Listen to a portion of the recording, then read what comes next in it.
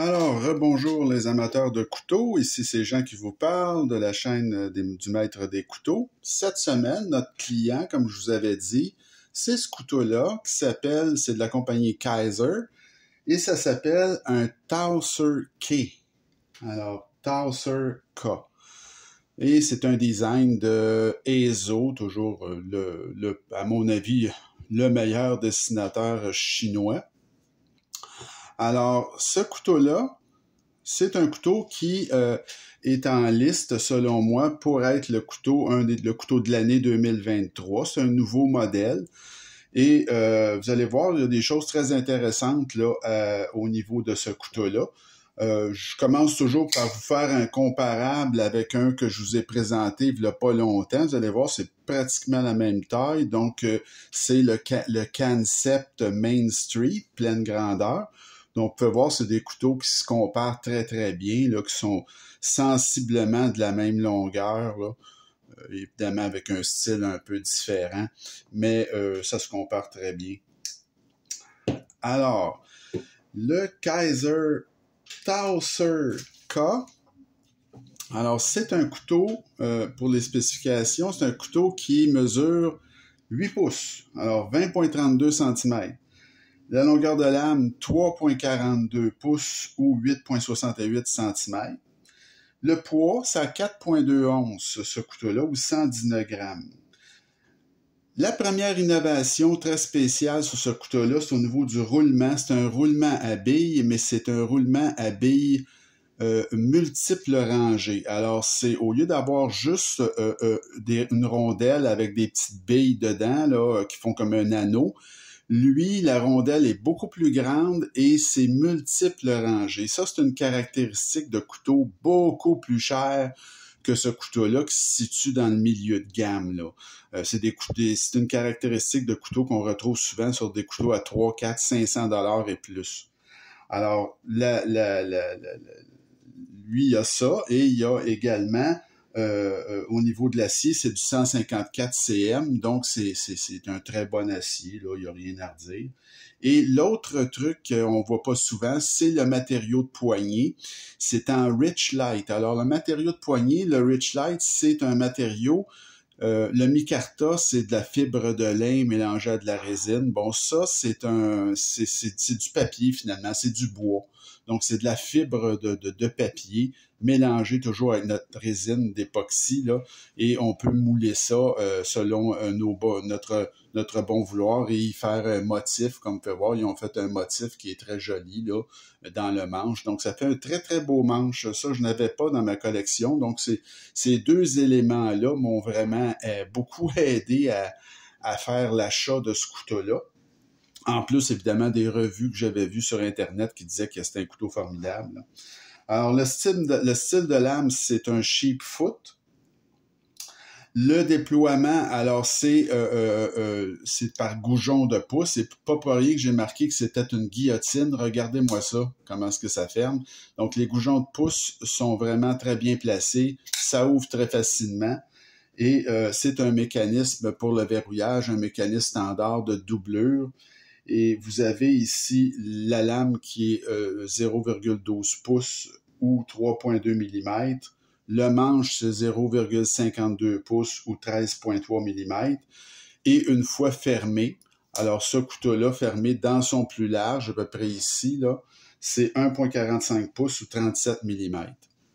Le clip, c'est un clip en acier qui est de port profond et qui est réversible. Alors, ça donne ça dans la poche, c'est excellent. On voit presque rien. Le clip fonctionne très, très bien.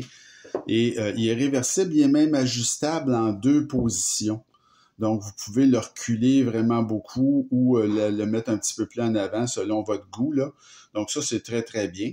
Alors, le couteau fonctionne à merveille. Comme vous pouvez voir, là, au niveau du déverrouillage, c'est vraiment spectaculaire. C'est une véritable guillotine, ce couteau-là, à cause du fameux roulement à billes multiples rangées. Là, ça change l'action, ça l'améliore, évidemment. Au niveau de l'évaluation maintenant, alors le design, comme je vous ai dit, c'est Eizo qui a dessiné ce couteau-là. Alors, je trouve ça très bien, hein, c'est puissant ce couteau-là. Les proportions sont très bonnes entre le manche et la lame. Ça a beaucoup de style. Alors, j'ai mis un 9 sur 10 pour le design. Les matériaux, alors l'acier 154 cm sans reproche, Rich Light pour la poignée, c'est vraiment super. Le roulement à billes multi-rangé, comme je vous dis, on voit jamais ça dans un couteau de ce prix-là. Puis le clip qui est deep carry ou port profond et réversible. Alors ça, c'est vraiment très, très bien aussi. J'ai mis un 9 sur 10 pour les matériaux. La présentation et l'assemblage maintenant, ben la présentation, c'est la boîte de Kizer, comme toujours dans les couteaux Kizer de la catégorie Vanguard au milieu de gamme, c'est cette boîte-là et on vous donne des vis là, de la quincaillerie de rechange qui était vraiment une très belle touche. Vous avez également une petite lingette là et différents documents. Donc, c'est très, très, très correct. Là, il n'y a pas un mot à dire, c'est sans reproche. L'assemblage, la même chose. Écoutez, c'est extrêmement solide, ce couteau-là. La lame, elle est parfaitement centrée. Il n'y a pas de jeu, évidemment. Là, c'est extrêmement solide. La lame, regardez-moi ça, c'est centré. Puis, c'est vraiment un couteau qui est fait très fort. C'est fait pour les gros travaux, ce couteau-là. C'est extrêmement puissant. Donc, moi, j'ai mis un 9 sur 10 pour présentation, assemblage. L'action, ben, c'est formidable. Hein? Comme vous pouvez voir, c'est une action là, des ligues majeures. Écoutez, là, on voit pas ça souvent, un couteau de guillotine à ce point-là. L'action à une main, c'est un jeu d'enfant. Vous ne manquez jamais. Les goujons de pouce sont parfaitement ajustés. La détente aussi. Et le mécanisme de fermeture, c'est fantastique. Alors, au niveau de l'action, là, c'est très difficile de trouver mieux. Donc, c'est un 10 sur 10 pour l'action. Le poids, ben, c'est très bien. Hein? Je veux dire, il y a de la squelettisation à l'intérieur. Là, je sais pas si on va pouvoir voir un peu. C'est possible, oui. Il y a de la squelettisation, mais c'est pas un couteau léger. Là. C'est un couteau qui est fait extrêmement fort. Là. Donc, le poids, j'ai mis un 8,5 sur 10 pour le poids. L'ergonomie, c'est très bien. Je veux dire, c'est un couteau où il y a un petit hotspot là, pour le clip. C'est vraiment pas grand-chose. C'est très confortable la prise en main. Et vous avez beaucoup de dentelure. C'est très bien fait au niveau de la dentelure. C'est pas agressant, mais ça fait son boulot, comme on dit. Donc, au niveau de l'ergonomie, j'ai mis un 8,5 également. Au niveau de l'aspect général, alors moi, je trouve ça super, ce couteau-là. J'aime beaucoup. Je trouve que c'est innovant là pour la catégorie. C'est le nouveau matériau de manche et puis le roulement à billes, le multirangé. Je trouve ça très beau. Ça a une belle gueule, c'est puissant. Donc, j'ai mis un 9 sur 10 pour l'aspect général. Le prix, alors c'est un couteau chinois que j'ai payé il y a un mois, 118 $. Et c'est toujours en vente au même prix. Donc, c'est très, très bien. Je trouve que ça vaut ce prix-là amplement. J'ai mis un 9 sur 10 pour le prix. Et la valeur, ben, elle est excellente. Hein? C'est un des derniers designs de Eizo. Et selon moi, c'est en liste pour être le couteau de l'année 2023. Il y aura sûrement d'autres concurrents, mais celui-là devrait normalement y être.